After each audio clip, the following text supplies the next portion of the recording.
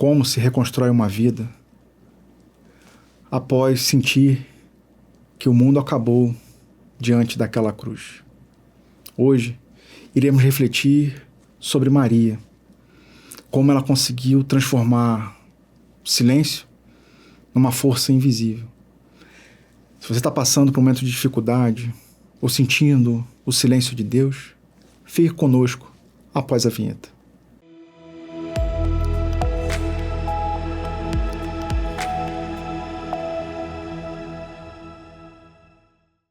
Seja muito bem-vinda, muito bem-vindo ao programa Páginas Espíritas da Comunhão Espírita de Brasília.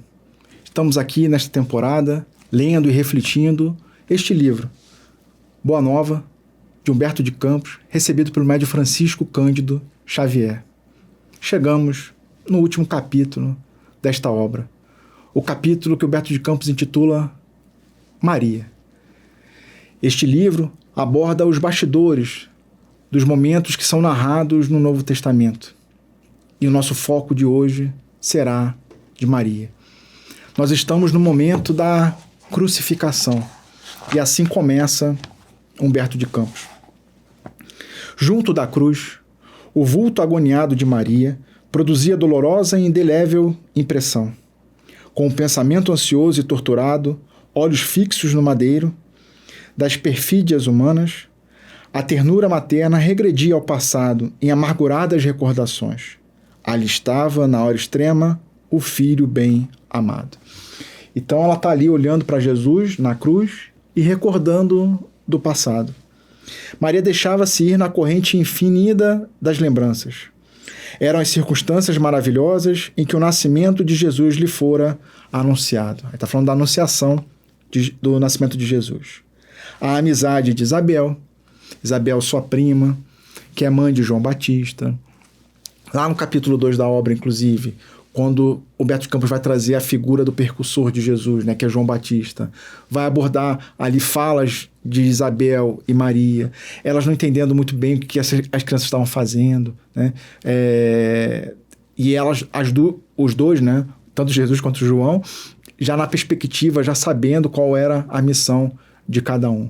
Tanto que tem uma cena muito bonita no capítulo 2, quando Jesus e João estão olhando assim para uma região, né, por várias montanhas, e Humberto de Campos fala que parece que é o general falando, né, com seu oficial os caminhos que ele vai ter que percorrer, né? É muito rico, né? Então fica o convite, inclusive, para a gente relembrar o capítulo 2. Maria também lembra das profecias do velho Simeão, né? Quando Jesus está bebê ainda, é apresentado ao templo e o velho Simeão faz a profecia de que era o Messias que tinha chegado, reconhecendo que a assistência de Deus se tornara incontestável nos menores detalhes da vida. Então, nessas reflexões, ela foi lembrando, né, que a assistência de Deus estava sempre ao seu redor. Naquele instante supremo, revia a manjedoura, na sua beleza agreste, sentindo que a natureza parecia desejar redizer aos seus ouvidos o cântico de glória daquela noite inolvidável. Aí está lembrando do momento, né, do nascimento de Jesus, que nasceu ali junto à natureza, junto aos animais, né? Mas como foi uma noite, né, inesquecível. Através do véu espesso das lágrimas, repassou uma por uma as cenas da infância do filho, estremecido, observando o alarme interior nas mais doces reminiscências. Então, Maria estava chorando ali, os olhos cheios d'água, né? Então, sofrendo, né, com dor, ali vendo Jesus na cruz, e foi passando cena a cena, né? E a gente pode ficar aqui projetando a nossa reflexão. Imagina assim, Maria ali ensinou Jesus a caminhar, ensinou as primeiras palavras a Jesus, né? Como qualquer outra criança, né? Deve ter dado uns puxão de orelha em Jesus, né? Não sei. Mas Maria viu, né, Jesus crescer e depois deixou ir. Tanto que lá no capítulo 2, aborda Maria e José também, preocupados com Jesus e tentando direcionar ele para uma escola, né, junto aos sacerdotes. E Jesus fala que não ia, porque ele já estava em comunhão com Deus e que o caminho seria da exemplificação, né? E ele escolhia a melhor escola, que é a família. para poder dar os primeiros passos. Tanto que o registro da vida pública de Jesus é a partir dos 30 anos, mais ou menos, e aproximadamente 3 anos que ele ficou ali propagando a Boa Nova. Até os 30 anos ele ficou muito mais próximo da família, né? Então fica uma reflexão, inclusive, né, que a nossa base precisa ser a família. A nossa maior energia, o nosso maior esforço precisa ser também na família. Mas voltemos aqui. Nas menores coisas, reconheci a intervenção da providência celestial. Entretanto, naquela hora, seu pensamento vagava também pelo vasto mar das mais aflitivas interrogações. Então, ela estava lembrando do passado, mas também estava se interrogando. O que fizera Jesus por merecer tão amargas penas? Não vira crescer de sentimentos imaculados sobre o calor de seu coração? Desde os mais tenros anos, quando conduzia à fonte tradicional de Nazaré, observava o carinho fraterno que dispensava a todas as criaturas. Frequentemente ia buscá-lo nas ruas empedradas, onde a sua palavra carinhosa consolava os transeuntes desamparados e tristes. Então, ela lembrando que Jesus ia para a rua e começava a consolar todo mundo que estava na rua, né? Viandantes misérrimos vinham à sua casa modesta louvar o filhinho idolatrado que sabia distribuir as bênçãos do céu. Com que enlevo recebia os hóspedes inesperados que suas mãos minúsculas conduziam à carpintaria de José. Lembrava-se bem de que, um dia, a divina criança guiara à casa 2 malfeitores, publicamente reconhecidos como ladrões no vale de Misepe. E era de ver-se a amorosa solicitude com que seu vulto pequenino cuidava dos desconhecidos como se fossem seus irmãos. Muitas vezes comentara a excelência daquela virtude santificada, receando pelo futuro do seu adorável filhinho. Então, imagine, né, ela, né? Imagine você com seu filho, sua filha, aparecem com 2 pessoas que são reconhecidos como grandes ladrões, e ali vendo seu filho tratar eles como irmãos, acolhendo. E ali ela meio que sem saber o que fazer, né? Porque Jesus falou assim, não, é a vontade do Pai, né? Eu estou ali em comunhão com o Pai. Então foram situações em que ele foi demonstrando para Maria de que ele estava em comunhão e estava tratando de todos como irmãos. Imagine também, aqui registrado no final desse parágrafo, né? O receio que é natural da mãe pelo futuro, né? Fala assim, olha, ele está ali acolhendo todas as pessoas de má vida, né? Ditas de má vida, as pessoas que se comprazem em fazer. Porque uma coisa é a pessoa assim, se equivocar, outra coisa é a pessoa fazer o mal e achar que é o caminho correto. Então, receio de mãe de Jesus estar junto a essas pessoas e o que essas pessoas poderiam fazer com seu filho, né? Inclusive, né, a gente for pensar na crucificação, mal ou bem, foi isso que aconteceu, né? Depois do carinhoso ambiente doméstico, era a missão celestial dilatando-se em colheita de frutos maravilhosos. Eram paralíticos que retomavam os movimentos da vida, cegos que se reintegravam nos sagrados dons da vista, criaturas famintas de luz e de amor que se saciavam na sua lição de infinita bondade. Que profundos desígnios haviam conduzido seu filho adorado à cruz do suplício. Então, ali que a gente pode pensar situações, inclusive, que a gente vive no dia a dia, né? A sensação de que está tendo um silêncio da parte de Deus, né? Porque se há ali, Deus está olhando para todos nós, está acolhendo as injustiças que acontecem a todo redor. Então, ela começa a lembrar dos momentos da vida de Jesus sempre indo ao encontro do próximo, auxiliando o próximo, né, fazendo os paralíticos andarem, os cegos as verem, né, os leprosos a se curarem, a serem restabelecidos, né, porque na época os leprosos eram excluídos do livro da vida, então é como se fosse hoje em dia perder o CPF, né? Então assim, não tem mais CPF. E aí você não tem CPF, você não consegue fazer praticamente nada, né? Então, se você não tem mais identidade, não tem mais nada. E no momento que a pessoa era curada, ela retomava ao livro da vida, né? Então, quantas pessoas Jesus fez, entre aspas, voltar à vida? E aí ela fala assim, poxa, mas por que então agora ele está na cruz, né? Então, essas dúvidas estavam permeando a mente de Maria naquele momento.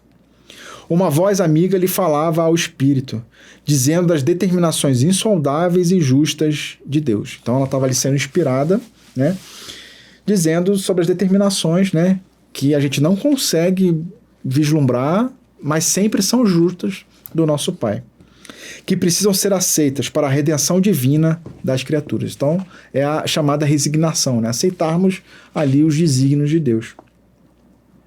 Seu coração rebentava em tempestade de lágrimas, irreprimíveis. Contudo, no santuário da consciência, repetia a sua afirmação de sincera humildade: faça-se na escrava à vontade do Senhor. Então, nessa autorreflexão e inspiração, né, dos amigos espirituais, ela lembrou da frase que ela disse, né, ao chamado anjo Gabriel, quando foi anunciada a vida de Jesus e que ela seria a mãe de Jesus. E aí, na resposta dela, né, faça-se a escrava, a serva do Senhor, ela lembrou dessa frase e repetiu em sua mente como se fosse um mantra, né? Olha, tá bom, estou aqui para servir o Pai. Mas isso não tirou a dor dela, né, a dor de mãe, vendo seu filho ali sofrer. De alma angustiada, notou que Jesus atingira o último limite dos padecimentos inenarráveis. Alguns dos populares mais exaltados multiplicavam as pancadas enquanto as lanças riscavam o ar, em ameaças audaciosas e sinistras. Ironias mordazes eram proferidas a esmo, dilacerando-lhe a alma sensível e afetuosa. Então ele estava ali sendo humilhado, né? Na cruz, ficavam provocando com as lanças, xingando, tacando pedras.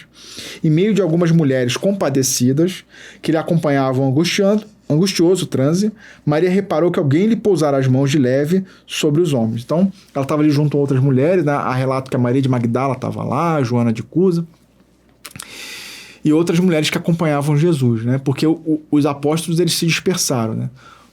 Em 2 capítulos aqui do Boa Nova, há a menção a Tomé acompanhando Jesus mais ali no meio da multidão, né? Ele se camufla ali no meio da multidão.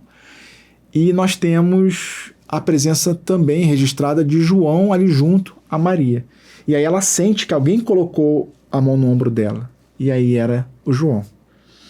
Deparou-se-lhe a figura de João, que vencendo a pusilanimidade criminosa em que lhe haviam mergulhado os demais companheiros, que lhe estendiam os braços amorosos e reconhecidos. Então, está relembrando que os outros companheiros fugiram, né?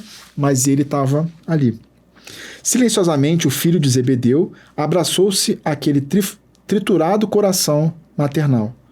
Maria deixou-se enlaçar pelo discípulo querido, e ambos, ao pé do madeiro, em gesto súplice, buscaram ansiosamente a luz daqueles olhos misericordiosos no cúmulo dos tormentos. Então imagina ali, tá os dois, ambos olham para Jesus e ficam ali esperando, né? Porque Jesus ali nos últimos anos estava sempre dando as orientações, os caminhos, né? E agora, né? O que vai acontecer? Foi aí que a fronte do divino supliciado se moveu vagarosamente, relevando perceber a ansiedade daquelas duas almas em extremo desalento. Meu filho, meu amado filho, exclamou a Marte em aflição diante da serenidade daquele olhar de melancolia intraduzível, né? Então é Maria se direcionando a Jesus. O Cristo pareceu meditar no auge de suas dores, né? Ele estava ali sofrendo também, né? Porque ele foi torturado, coroa de espinhos, deram vinagre para ele beber, né? Então ele estava ali na pior, né? E ainda assim, no auge de suas dores, mas como se quisesse demonstrar no instante derradeiro a grandeza de sua coragem e de sua perfeita comunhão com Deus, replicou com significativo movimento dos olhos vigilantes: Mãe, eis aí o teu filho. E dirigindo-se de modo especial com um leve aceno ao apóstolo, disse: Filho, eis aí a tua mãe. Esse momento é importante, vamos deixar ele gravado em nossa mente. Maria envolveu-se no véu de seu pranto doloroso, mas o grande evangelista compreendeu que o mestre, na sua derradeira lição, ensinava que o amor universal era o sublime coroamento de sua obra. E aí a gente pode até trazer à luz uma outra passagem do evangelho, que Jesus é questionado, né? Fala assim: sua mãe e seus irmãos estão lá fora. E aí Jesus pergunta: quem é minha mãe? Quem são meus irmãos? Todo aquele que faz a vontade do Pai, esse sim é a minha mãe e são meus irmãos. Na perspectiva de apresentar a família universal, todos nós como irmãos entre si. Então João percebe naquelas últimas palavras de Jesus de que ele estava ali amputando esse comando da família universal. Porque a Maria não era mãe de Jesus, mas pediu para que ela se comportasse como. E João não era filho de Maria, mas pediu para ele se comportar como. Entendeu que no futuro a claridade do reino de Deus revelaria aos homens a necessidade da cessão de todo o egoísmo e que no santuário de cada coração deveria existir a mais abundante cota de amor. Não só para o círculo familiar, né? Então amor não só para os da família, senão também para todos os necessitados do mundo. E que no templo de cada habitação permaneceria a fraternidade real para que a assistência recíproca se praticasse na terra, sem serem precisos os edifícios exteriores, consagrados a uma solidariedade claudicante. Por muito tempo, conservaram-se ali e dali, em preces silenciosas, até que o mestre, exânime, fosse arrancado da cruz, antes que a tempestade mergulhasse a paisagem castigada de Jerusalém num dilúvio de sombras. Então, eles ficaram ali até o momento em que Jesus foi retirado da cruz, né? Passa-se o tempo, né? Jesus volta a aparecer, inclusive a abordagem do último capítulo, capítulo 29, que fala dos 500 da Galileia, né? Que só tem uma frase ali numa das cartas de Paulo fazendo a menção, e aí Humberto de Campos traz esse rico conteúdo, né? Nos apresentando o que aconteceu ali nessa aparição aos 500 da Galileia. Tivemos diversas aparições de Jesus. Jesus tem, né, ele se afasta e direciona que os discípulos vá propagar a Boa Nova. E aí, agora é nesse momento que nós estamos no capítulo. Após a separação dos discípulos, que se dispersavam por lugares diferentes para a difusão da Boa Nova, Maria retirou-se para Betaneia, onde alguns parentes mais próximos a esperavam com um especial carinho. Então, Maria tinha alguns familiares em Betaneia, e aí, como os discípulos se dispersaram, ela foi para Betaneia. Os anos começaram a rolar, silenciosos e tristes para a angustiada saudade do seu coração. Então, né, Jesus tinha se despedido e aí ficou a saudade, né? Então, e é natural, né? Então, assim, quando a gente tem parte, um familiar, um amigo, né? É chamado, né, por Deus para sair do plano e ir para o lado de lá. É normal que a gente venha as saudades, né? Os sentimentos às vezes até de tristeza, né? E aí, tocada por grandes dissabores, observou que em tempo rápido as lembranças do filho amado se convertiam em elementos de ásperas discussões entre os seus seguidores. Então, os ensinamentos de Jesus começaram a ser motivo de discussão entre os seguidores, né? Na Betaneia, pretendia se manter uma certa aristocracia espiritual, por efeito dos laços consanguíneos que ali aprendiam, em virtude dos lelos que ligavam a José. Em Jerusalém, digladiavam-se os cristãos e os judeus com veemência e acrimônia. Na Galileia, os antigos cenáculos simples e amoráveis da natureza estavam tristes e desertos. Então, lá na Galileia, né, os montes lá que Jesus fazia, né, as suas aparições, né, as suas pregações, estavam tristes e desertos. Em Jerusalém, discussões entre judeus e cristãos, né, porque no início o grupo dos cristãos era um grupo dentro da comunidade judaica, né? É como se fosse um grupo de seguidores ali dentro do... Tanto que a discussão que está ali, que se aprofunda inclusive, né, tem no livro Paulo Estevão, sobre a circuncisão, né, onde Tiago defende que o cristão precisa ser circuncisado e Paulo defende que não precisa, né? Ali a base da discussão é isso. A gente está subordinado ao grupo dos judeus, todo judeu é circuncisado, então todo cristão também precisa. Se os cristãos não estão ali subordinados aos judeus, então não precisa ter a circuncisão. Então a base da discussão é isso. Então Jerusalém tinha essa discussão porque os cristãos estavam ali dentro, junto com os chamados judeus, que não entendiam que Jesus era o Messias. Para aquela mãe amorosa, cuja alma digna observava que o vinho generoso de Caná se transformara no vinagre do martírio, o tempo assinalava sempre a saudade maior do mundo e uma esperança cada vez mais elevada no céu. Então, eu acho interessante assim, esse jogo de palavras aqui que Humberto de Campos traz, porque ele aponta o vinho generoso de Caná, que aí é apontado como o primeiro milagre de Jesus, quando ele transformou a água em vinho. Ele até, inclusive, aborda que não era chegado o momento dele. Mesmo assim, a Maria fala para os servos, assim, olha, faz tudo o que ele está pedindo, né? E executa. Então, Humberto de Campos pega essa passagem e ele vai falar do vinagre do martírio, que é quando oferecem vinagre para Jesus quando ele está com sede, né? E fazendo essa ponte, né, o vinho pode se tornar um vinagre, né? Se ele for mal condicionado, dependendo ali do tipo de uva, e se for estocado de forma equivocada, o vinho vira vinagre. Então, olha a triangulação que o Humberto de Campos fez num único parágrafo, né? Achei isso interessante. Então, a mãe estava refletindo e observando que o vinho lá de Caná acabou virando no vinagre do martírio, né? E aí a saudade muito grande do mundo.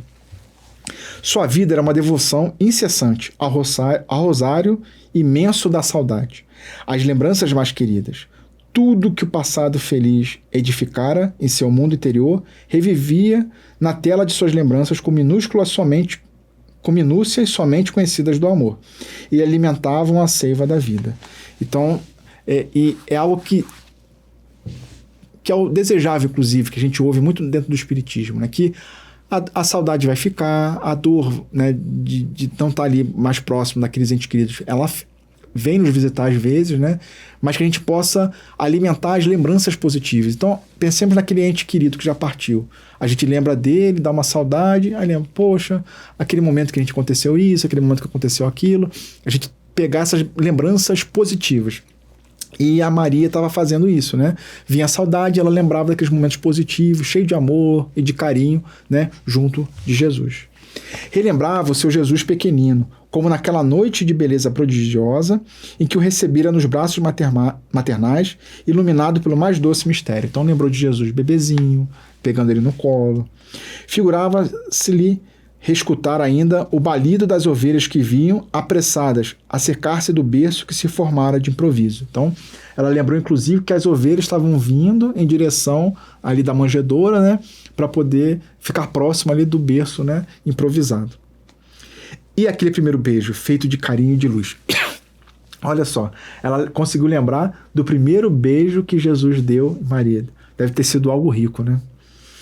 As reminiscências envolviam a realidade longínqua de singulares belezas para o seu coração sensível e generoso. Em seguida, era o rio das recordações desaguando sem cessar na sua alma rica de sentimentalidade e ternura. Nazaré lhe voltava a imaginação, com as suas paisagens de felicidade e de luz.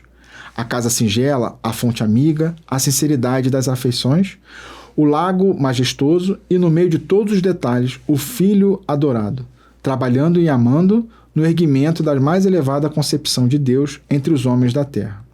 De vez em quando, parecia vê-lo em seus sonhos repletos de esperança. Jesus lhe prometia o júbilo encantador de sua presença e participava da carícia de suas recordações. Então, esse parágrafo aqui vem ao encontro do que eu falei um pouquinho antes, sobre esse convite, né, para a gente estar sempre atento às lembranças positivas, né? Então, fica a saudade. Às vezes, né, como falado no começo do episódio, às vezes a gente sente um silêncio de Deus. Onde que está Deus nesse momento? Que a gente possa ter na nossa mente, inclusive, a reflexão que a Maria fez diante da cruz, né, de que Deus está ali. Por mais que a gente não consiga entender, Deus está ao nosso redor. Existem mecanismos da justiça divina que a gente, né, os desígnios de Deus, que fogem ao nosso entendimento. E aí fica a frase que ficou na mente da Maria no momento da cruz, né, que é o mesmo que ela falou no momento da anunciação: a Deus, então faça-se de mim, né, a sua serva, a sua escrava, faça-se a tua vontade. E nesse momento de reflexões, lembrarmos dos pensamentos positivos, né? Porque a tristeza, a saudade, ela vai vir, como estava aqui, está registrando aqui o Humberto de Campos com relação a Maria. Que a gente possa trazer isso para as nossas vidas. Mas o capítulo não para por aqui. A gente vai continuar na semana que vem se aprofundando, né? Porque agora Maria vai reencontrar com João, o evangelista. Mas aí fica cenas para o próximo episódio. Se você curtiu este episódio, fica o convite para você deixar o joinha nos comentários. Vou ficar muito feliz, né? E vou procurar ali responder as pessoas que forem comentando. E se tiver alguma coisa que chamou a atenção no capítulo que tem aqui e eu acabei não abordando tanto, pode colocar nos comentários. Essa troca, ela é muito rica, né? E ganhamos todos nós. Então, fica o convite para na semana que vem a gente dar umas sequências nessa leitura e reflexão do capítulo 30 de Maria. Tenhamos uma ótima semana, fiquem com Deus e até lá.